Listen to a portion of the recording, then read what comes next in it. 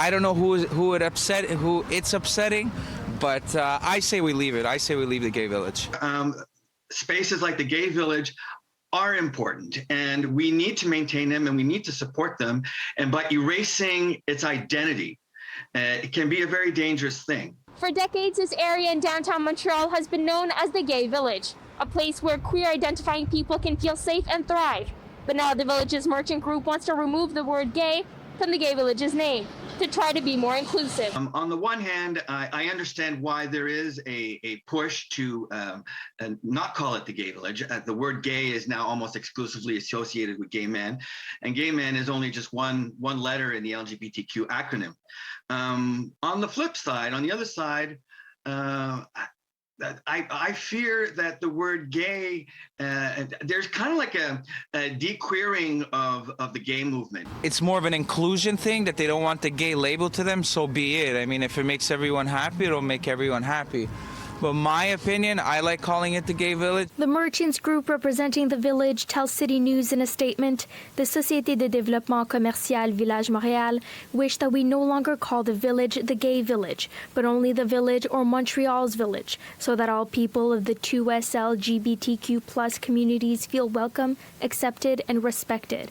The intention of the SDC is in no way to forget or undermine the contribution of certain communities in the creation and history of the village.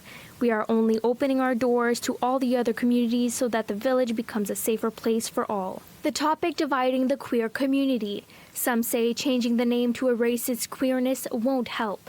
I mean, no one would dream of taking China out of Chinatown or Italy out of Little Italy. And I understand the reservations about the word gay. So, you know, if it was up to me, if I could change the name of the Gay Village, I would change it to the Queer Village. Vraiment, mais depuis 5 ans, je le vois, il y a une division. I have seen this division in the past 5 years because what happens is there are new communities who are more marginalized and want to be heard and find their place. But I think the way that it's being done is not the right way.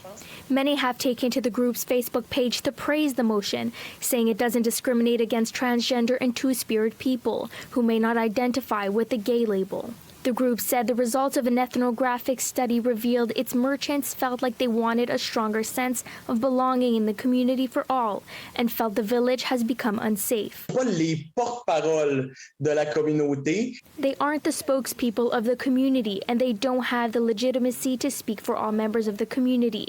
They speak for the merchants, and for me, it's a lack of respect towards all the gay and lesbian people who built this neighborhood, developed it, and allowed it to survive and thrive. Safe space. It is an important queer district. It is a safe zone. It is one of the few places where queer people in Montreal, queer Montrealers, can congregate and still feel safely as part of a majority. In Montreal, Brittany Enriquez, City News.